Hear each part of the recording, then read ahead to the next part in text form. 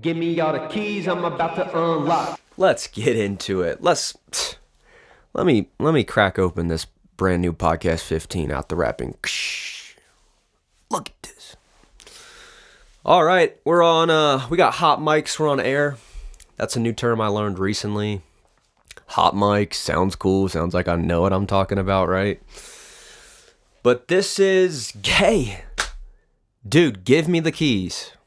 Please just dude, AZ, man, I'm done with this, like, whatever you think this is, dude. I have to go home. Brother, give me the keys, because I'm freaking out. Why don't you get this? Welcome back to Give Me the Keys. If you guys know, you know. It's a skit, whatever. Today is podcast 15. Bringing the applause. Thank you, everybody, for letting me get... Yep. Quiet. Come on, guys. Come on. Stupid, right? Dumb, silly, comedy. Today's podcast, we're going to have to get a little more in depth. People want me to get a little more technical. People really want me to give them the keys. I mean, they're begging for them at this point. Give me the keys. They're asking me. AZ, drop some keys, brother. All right. I'm going to be more serious now. So today's podcast is Pod 15. Give me the keys. You guys know what it is. Thank you for listening. Welcome back to another edition, another episode, another installment, another piece of the puzzle to the whole pie. You know what I'm saying? This is a podcast. It's still a podcast. So thank you guys for listening. Thank you guys for following. Thank you guys for subscribing. I hate that I even have to say these words, but this is what it means to be on the other side of it, to create content, to be at the forefront, to say something meaningful out loud for all to hear. This is what it is. And today's podcast, you guys already know what it is, what the context is. You guys provided me context. The people responded, and the people need to know about sales. Give me the keys, man. Sell me some keys. Show me how it's done. So today's topic is going to be sales. Pin it at the top. Sales. I wonder what people think sales are. Well, before I get into it, let me take 2 steps back. I'm trying to just rush into sales, you know. Let me chill here. I just did the little intro. Let me create some context. Do I forget that I create context? So I'm in the stew. I'm in the space where I record. I got the mic set up. The road's crisp and clean. I got it dialed in. I'm dialed in. I got tone. I said everything's rolling crisp, clean. And today on the pod, we got a little something. It's nice to have a little something. Some people do a soup on a podcast. Some people like to have, a Celsius. Some do a spicy water, a San Pellegrino, or a Perrier. But today I got something different. I'm doing a happy dad. I'm a happy dad today. So shout out to Happy Dad. Let me pour us up one proper real quick. Give me 1 second. Yeah, create some ambiance. We got some ice. That's ice in a cup that I got from, most likely free from some sort of event. And then I have an ice cold Happy Dad. And this is my first time really having the Happy Dads. I've never had them until last night. I went out and bought some because I was listening to the Full Send podcast and Nelk Boys. And they just were talking about Happy Dad. They had Elon on the podcast. And I see Elon drinking a Happy Dad. Dude, I got up from my seat and went and drove to the store and bought some Happy Dads. So I'm pretty much on, I'm a pretty cordial and joyful dad, a joyful father now. Happy Dad. I don't know what I'm saying, dude. But today's flavor, I tried the pineapple, not good. Tried the watermelon, not good. And now I'm on to the third of the 4 flavors, and I'm trying the lemon lime. I have a good feeling about the lemon lime. Because I like a Sprite or I like limes and lemons separately. So like lemon lime is going to be pretty much right up my alley. But I'm going to try not drinking it out of the can. I'm going to pour it in this little tin cup with some ice And maybe that'll enhance some of the flavor, because the first couple ones I was like, dude, these are not that good. And I'm not picky. I mean, I'll pretty much, I'm not a really picky drinker. But, I mean, there's some things I like and don't like, obviously, whatever. Okay, so pouring up the Happy Dad. And y'all hear that. That's a lot of happiness. A lot of fatherly love. A lot of fatherly joy swimming around in this cup. Y'all hear that, huh? Alrighty. Cheers.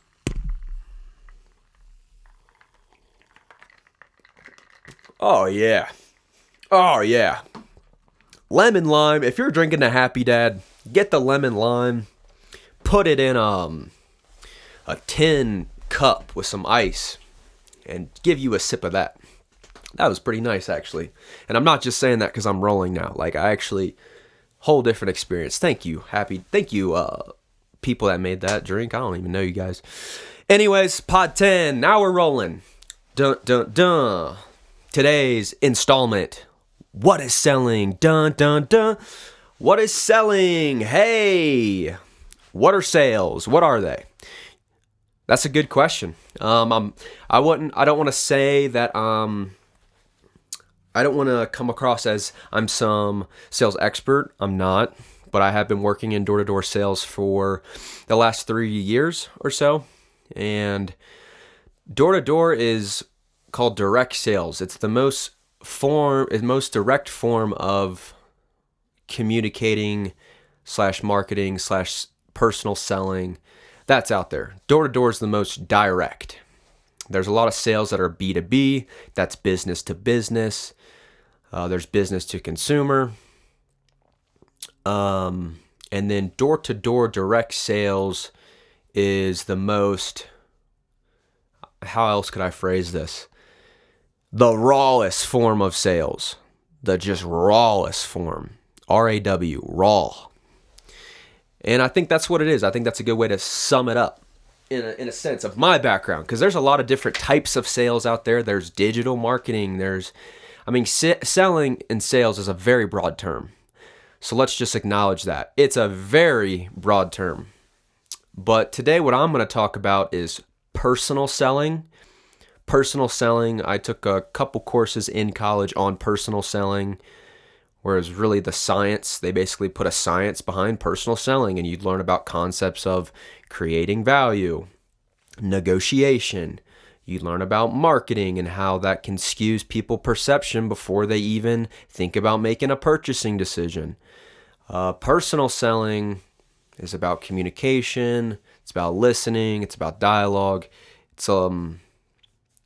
Personal selling is you being a salesman. It's you being a salesman. So there's that section of sales that I think proficient in. And then the other domain of sales would kind of be the skill of door-to-door. That's its own sector within sales, is door-to-door sales. That's different from being in a Foot Locker in the mall and being on the sales floor, wearing a little referee tee. That is very radically different from door-to-door sales. So if you're working in the mall on a sales floor, some of these concepts will apply to you, and you can maybe make an extra $5 a day or whatever you guys get paid at Foot Locker. Maybe you're paid per commission percentage off XYZ that the store sells. That's a form of sales, and some of this stuff will apply to you. But most of my skill set and my knowledge is going to be built around the raw form of door-to-door sales. That's walking up the driveway, never been to this person's house, never talked to them, but I'm going to walk up to the front door, sit there. Oh yeah, I'm a salesman. Okay, but when they get to the door, oh hey, how's it going? The homeowner answers and they're staring at you. What do you got to say? Why are you at my house? Who are you? That's door to door. And maybe you guys have had experience with a door-to-door salesman before. Maybe you've been, maybe you just got done eating a nice dinner with your family. Your wife, you're saying, thanks, honey, for cooking dinner. Thank you so much for doing the dishes too, hon. I'm going to go lay down and let my belly settle. Let's say you stroll on over to the couch and you kind of just 180 spin, fall in the couch, and you're like, man, that dinner hit the spot. You're feeling good. And then all of a sudden, out of nowhere, you look at your wife. Are we expecting anyone? What's today? It's Friday. It's like 6:30. Who would be knocking on the door like right around sunset? Who is that? Honey's washing the dishes. Babe, will you go check to see who it is? You're like, okay. You're kind of moseying on up. You're rubbing your belly, walking to the door. You're thinking about the football game later. You're like, oh, yeah, let's go. Who is it? You're looking out the window. You don't even know who it is. Looks like some kid. You're like, is this guy homeless? You open the door. What's up? Oh, hey, real quick, reason I'm swinging by, it's because you live on Calvary. I was just supposed to give all the homeowners a heads up that we're going to be coming through here with Ion over the next couple days. See that demeanor? Pause. See that demeanor?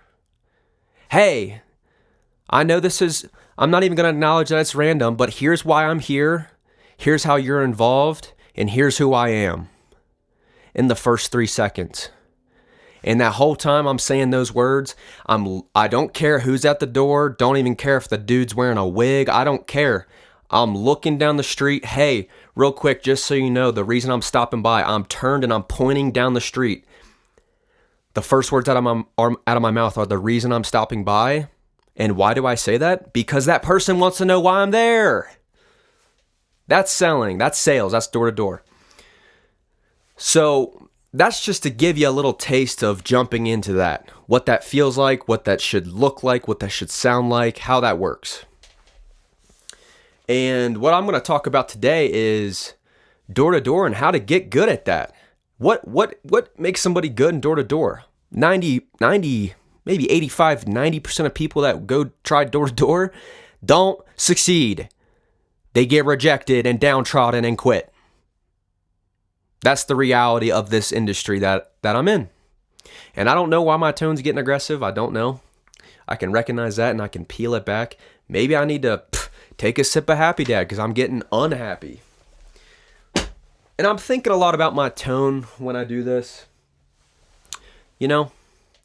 Like I get adamant about things. I get very adamant, and sales is one of those things where I get kind of adamant about. Because, and maybe here's why I'm getting so adamant. Because when I'm out knocking doors, when I'm out hitting the streets, hitting doors, getting rings, getting knocks, setting up some sales, when I'm doing that, your mindset has to be very strong and very fortified against any naysayers. So sometimes on the podcast, when I start getting worked up, I'm starting to get real adamant and hype for no reason, almost aggressive. Could be called disagreeable. It's because I'm trained. I've been trained. I've trained myself. I've learned the skill of persistence. Professional persistence. And when you embody persistence, it's going to change the way you talk. It's going to change how you see things. It's going to change the way about you. So I just took a sip of that lemon lime Happy Dad, and I'm feeling a little more happy. Thanks. So I want to keep a positive tone. There's no reason for me to get all crazy on you guys, but so that's selling. That's kind of what I do. That's my background in direct sales, and I think there's a lot that goes into being good at my job, for sure. I think people that aren't in door to door, they look down on it.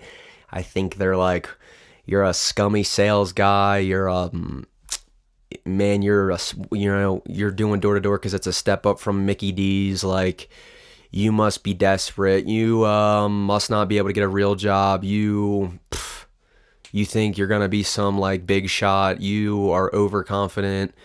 That's what people probably say about door to door that aren't in it. But what I've found, so a little bit about my background. what is my background before I got into sales? Well, how far should I go back? Let me go back to the early years when I was like pretty young, like a kid.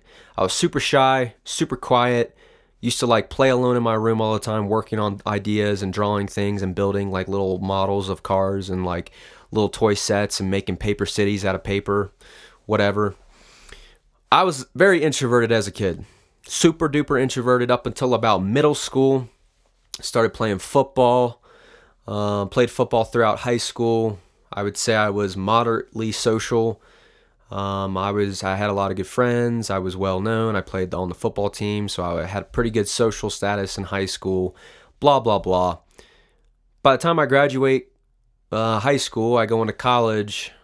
I'm understanding my introversion. I'm accepting more of my introversion as a natural baseline because kid was like introvert.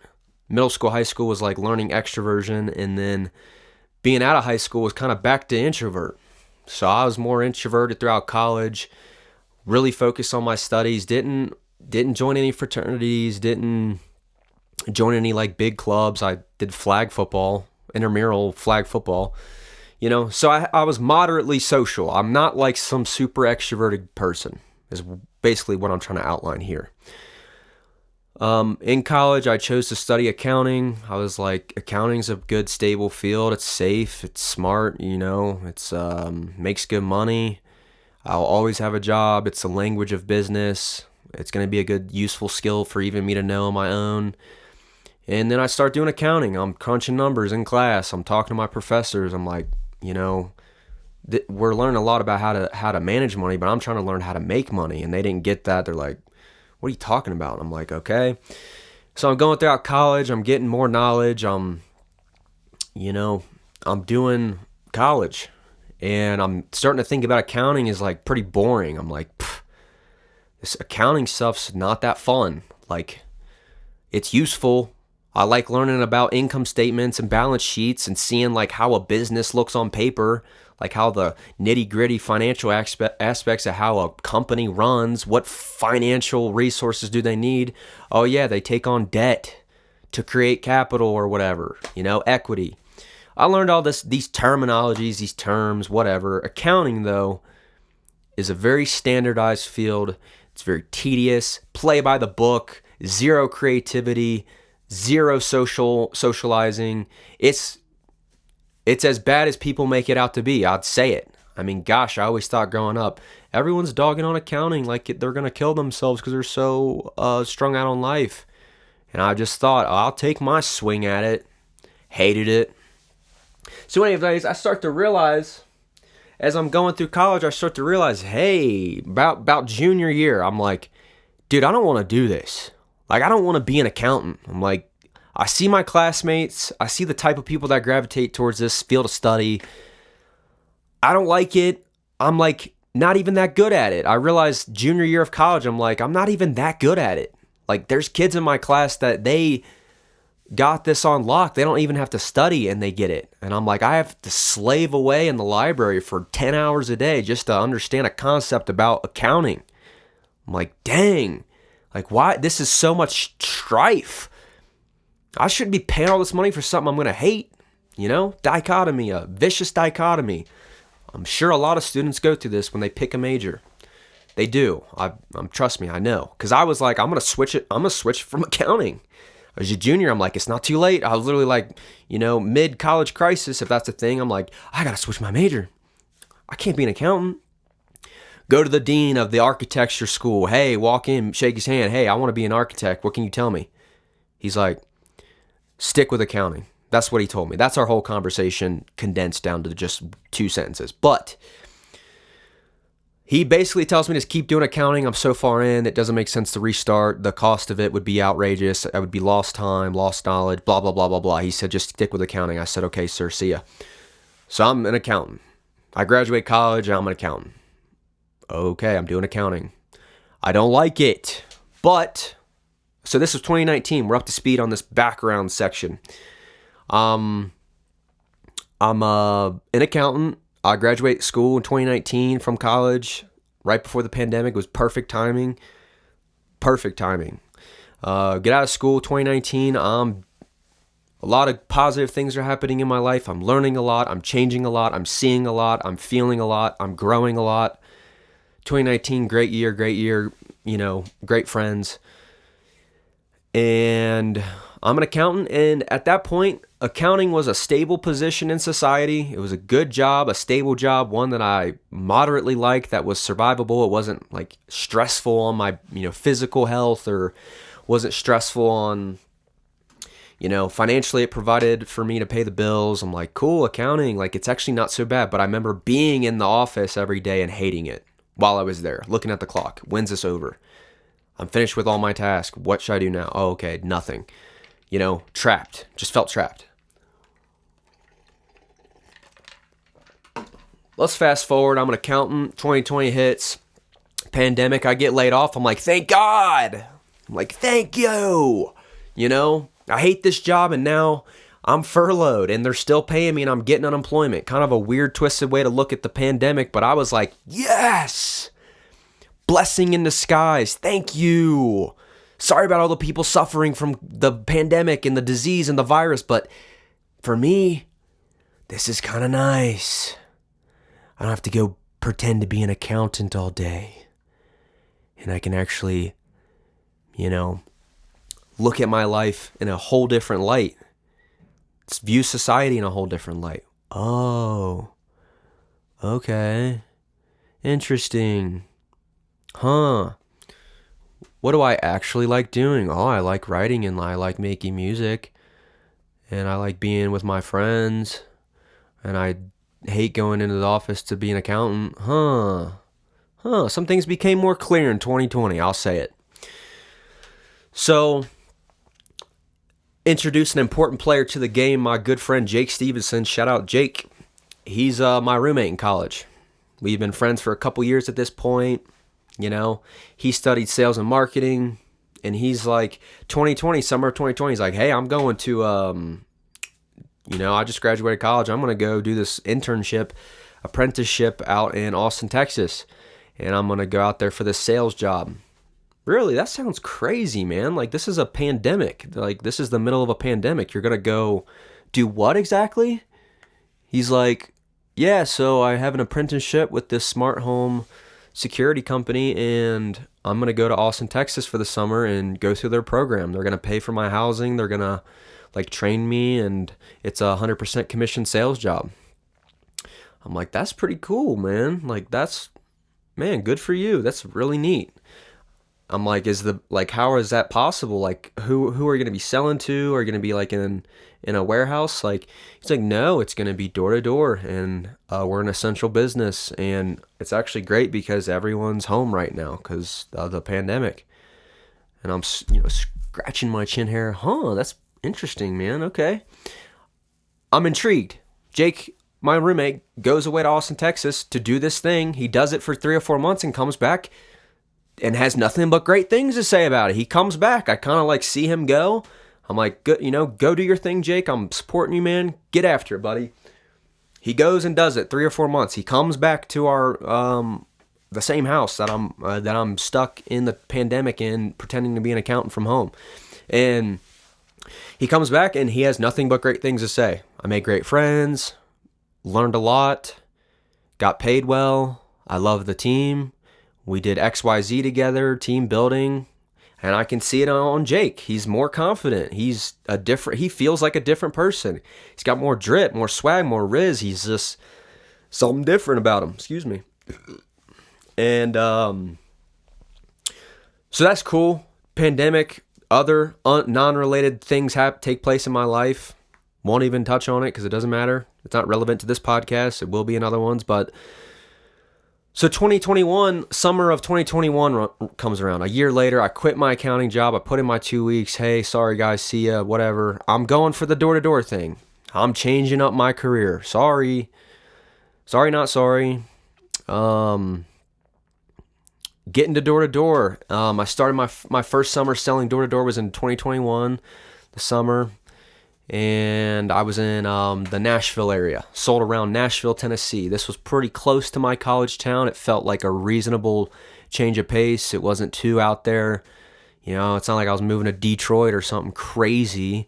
This is Nashville. I'm like, this is an upgrade. You know, I'm sad to be leaving my college town and all this blah, blah, blah happened, but it's cool, whatever. We're selling now, son. So I'm out there on a limb, man. I mean, I commit to it. You know, I moved to Nashville with my friends. I turned 20.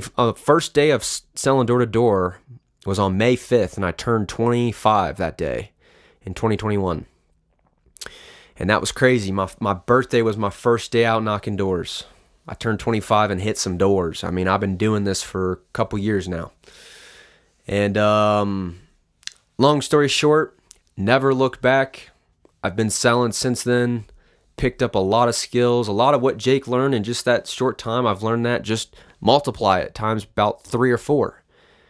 I'm learning. This is my 4th year selling door to door. So what is selling? You guys want to know about sales? What is it? Well, according to the show notes, a big part of selling, might be a shocker to some of you, it's communication. It's communication. Why is it communication? Because you have to learn how to dialogue with all different sorts of people. Every door you knock on, it's someone new.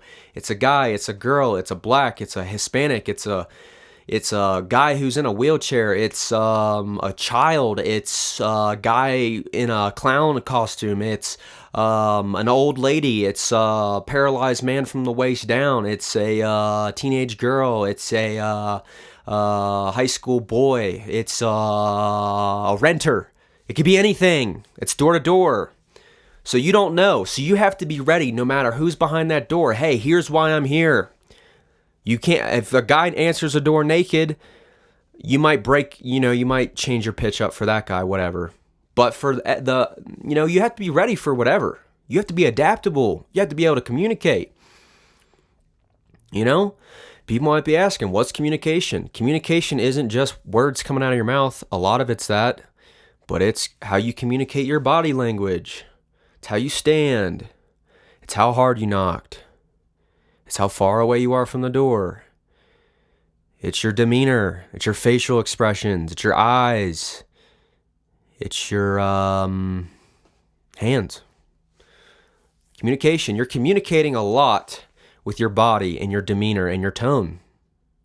I mean, you might be, two people could knock on a door and they could say the exact same words, but they could get 100% different responses. One, because they might be adapting to who they're speaking to at the forefront. The second thing could be how they're delivering that message. How does it sound? How does it make the person feel? How does it, generate curiosity? How do you break out of the other thing is like creativity on the doors. How do you break out of the mold of every loser that's knocked on the door the past 30 times or whatever? It's understanding that you have to be different, uniquely different, and you have to do that in a way that registers with that person. So adaptability, you have to do these things simultaneously. It's processing at multiple levels of thinking. It's psychology. It's understanding the psychology of the person that's answering the door. It's empathy. How would I feel if someone knocked on my door? What would I want this person to be like and do and say so that I don't feel like they're wasting my time? So don't waste people's time. Be psychologically aware that when they answer the door, they don't like you. They are not happy to see you. They aren't answering the door. Hey, door-to-door salesman, I thought you'd never swing back by. They're not saying that. They're upset. They're a little snippy. They're wondering who you are. And so you better answer that in the first 5 seconds. Otherwise, they'll slam the door in your face. See ya. Try again next year, buddy. They might say that. I've had some very aggressive people. And I'm pretty good at my job, and probably about 5 times, it's pretty low in regard to other people, but about 5 times in my life where I've just knocked on the wrong door at the wrong time. And I had to some poor person just had to unleash some demons on me, and I had to just stand there and nod until I felt unsafe enough to where I had to physically be like, all right, have a nice day, see ya, and I leave. I mean, it's crazy what I do, man. Door to door is a whole different animal. And it's an extreme challenge. Door-to-door is extremely challenging. It will break your will. It's literally getting okay with rejection. Being okay with rejection. We probably avoid, most people, they want to avoid rejection. I used to want to avoid rejection. I don't want to be rejected. It's commonality. No one wants to do that, right? So it scares people. It's scary, and man, it'll break their spirits. Getting told no. They start identifying with what people on the doors are telling them. You're bothering me. Dude, you're the 5th guy to stop by. I don't want to buy anything. I don't care about solar. F you. Slam the door. It could be anything. And all that's valid. And you have to start building a self-narrative, a self-talk that's way stronger than what people are telling you no. Self-talk, confidence. What do you tell yourself when you're out there by yourself? What do you tell yourself when you're alone?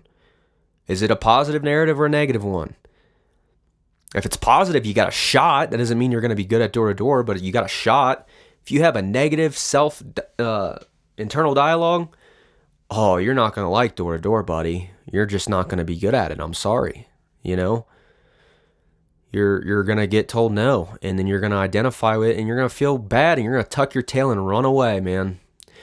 And I don't want to be harsh to anyone that's tried door-to-door and hasn't been able to do it, but it's a hard thing to do. That's why we get paid so well. It's incredibly hard and challenging. And only a small percentile of people can succeed at it that have the skill and the tact and the persistence and the discipline to do it. That's the reality. So that's why we make so much. That's why it's 100% commission. Put the team on your back. Put your payroll on your back and go out there, son. Put on a jersey. Put on your uniform. Put on your sales polo like it's a freaking jersey. Put your name on your back and go out there and sell. Do or don't. There is no try.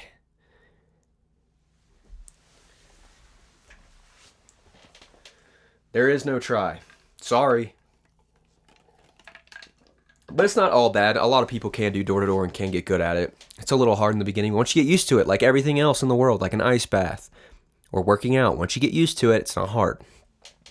But I'm playing into the fact it's a podcast and I can, be hyperbole and exaggerate because it's for fun. This is comedic entertainment.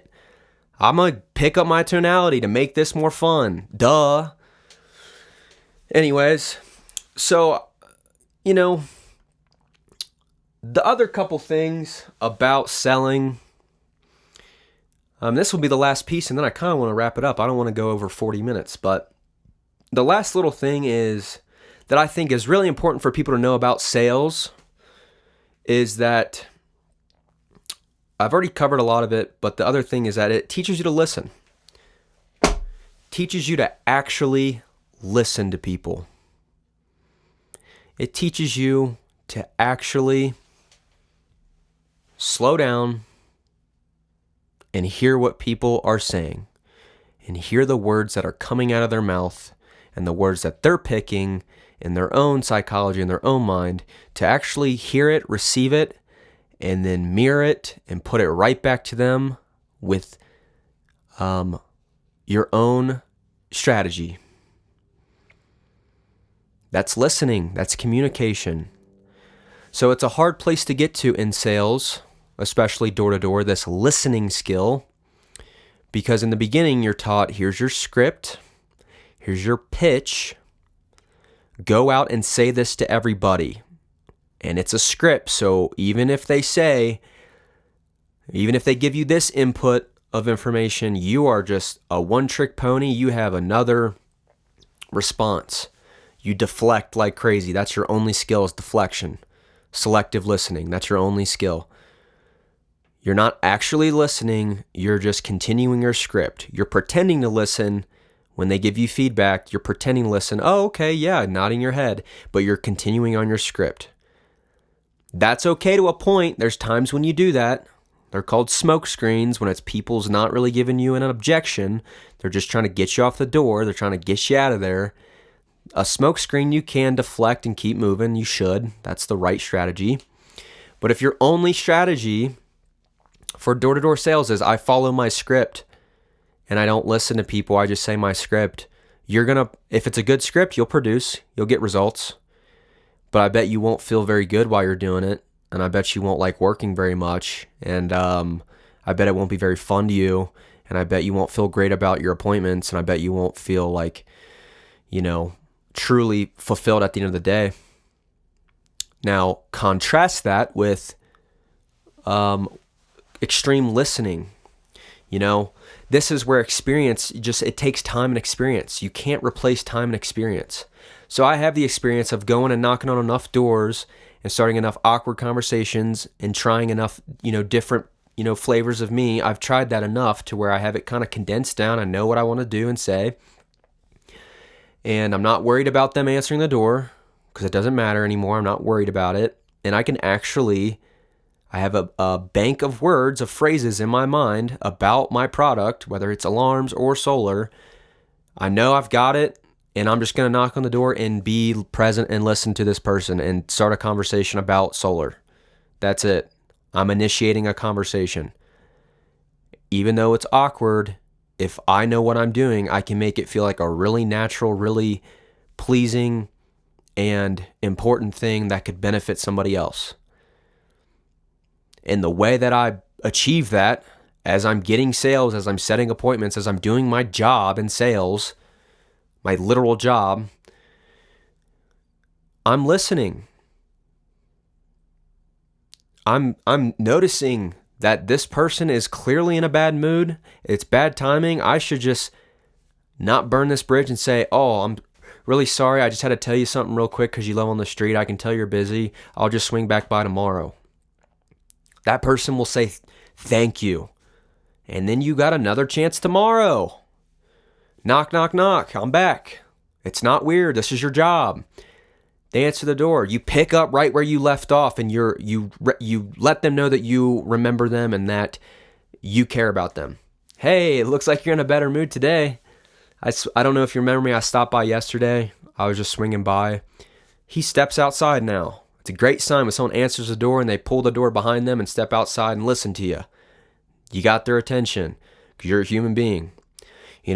Pitch, pitch, pitch. You say the words that you've been trained to say. You say it in a way to match the person. Some people do, some people don't. So what? People are going to tell you no. They're going to tell you why. I've looked into solar. I don't have a good roof for it. Your job is just to keep asking them strategic questions and listen to their responses and then make it make sense. All this tunnels into this final idea of make it make sense. That's one of my favorite phrases on the door. When I'm working with a new guy or someone new, what's your pitch? I just make it make sense. I just literally make me being there make sense. I make them wanting to look into why I'm there make sense. And I make it feel like it makes sense for them to go along with what I'm saying because it makes so much sense to me. How does it not make sense to you? You've looked into it? Oh, okay. You've looked into solar? Very objective, not cool, not, oh no. You've looked into solar? Okay. Repeat the words back to them. Gotcha. What was kind of the main thing that held you back from moving forward with it? They'll sit there, they'll think, yeah, we just don't know how long we're going to live here. Oh, okay. Reflect, watch this. Oh, okay, so you're just saying like you've looked into it before and basically the reason you haven't decided to do it is just because you don't think you'll be here for a while. They say yes, yes. Get them saying yes, yes. Okay. Well, yeah, that's actually why I'm here. A lot of people have looked at it in the past and there's a little bit of confusion on what happens when you move. That's kind of why we're here. Overcome the objection. Literally use their words against them. They'll give me words. I go, I look at them serious and I bob my head. I literally filter what I just heard from them back through my mouth, back at them, say, just so I understand, you're saying XYZ, XYZ, I was listening, I'm a trustworthy person, I'm credible. This is all the subconscious feedback that people get. They hear that I'm listening. They agree with me. Yes, thank you. Yeah, that's why I don't want solar. Gotcha. Snap your finger, point at them. Gotcha. And then you requalify them, push them back into the pipeline. I'm so glad that you said that you don't want to look into solar because, well, I'd phrase that different. Let's say the objection is it's too expensive. Oh, you're saying you don't want to do solar because it's just so expensive? Gotcha. So that's actually why I'm swinging back by here. A lot of people have looked into solar in the past, and it's just been way too expensive with all these other companies coming out. I don't know if you've heard of Ion, but what we do, our program's a little bit different, and it's actually way more reasonable because it's based off of your current electric bill, and it's based off of your usage and your roof. So it's actually dialed into you, but it's just some new information. We're just going to be out here the next couple days. We're just kind of helping a few neighbors with some of their questions about solar, and we're putting together some proposals. We'll get one going for you. We'll just kind of swing back by and go over it. Should only take like 10-15 minutes, but they'll break it down for you. We're here to serve you. We'll answer any questions that you have about solar, and then it's up to you if you want to do it or not. You don't have to, no obligation, but at the very least, you know, you'll have the information to look over with your wife and stuff for future reference. So what was the first name again? Boom, setting the appointment, set them up, commission, ching. And I don't want that last part of me like turning it into a sleazy salesman. It's not about that, but but that's my job. It's like I look at it, I don't take it personally. You know, when I do my job well, I'm very happy because I know deep down in my loins that I'm going to help this person, that they're going to at least learn more about solar, at least have more data, at least have more information. And then if it all checks out and it all makes sense, if Ion, my company, can make it make sense, then they'll go solar. And that's great. Praise God. Hallelujah. Helping the planet, helping someone with their bill, helping the company that I work for, getting them some sales, helping myself, getting me some commish, 4/5 commish. I mean, that's it, man. So that's really what selling is. You guys asked for it. I gave you the keys. There they go. See ya. But yeah, that's selling. That's pod 15. You know, sales. We'll put that at the top. What is selling? Dun, dun, dun. Yeah. See you on the next one. Give me all the keys, I'm about to unlock. Give me all the keys, I'm about to unlock. Give me all the keys, I'm about to unlock. Give me all the keys, I'm about to unlock.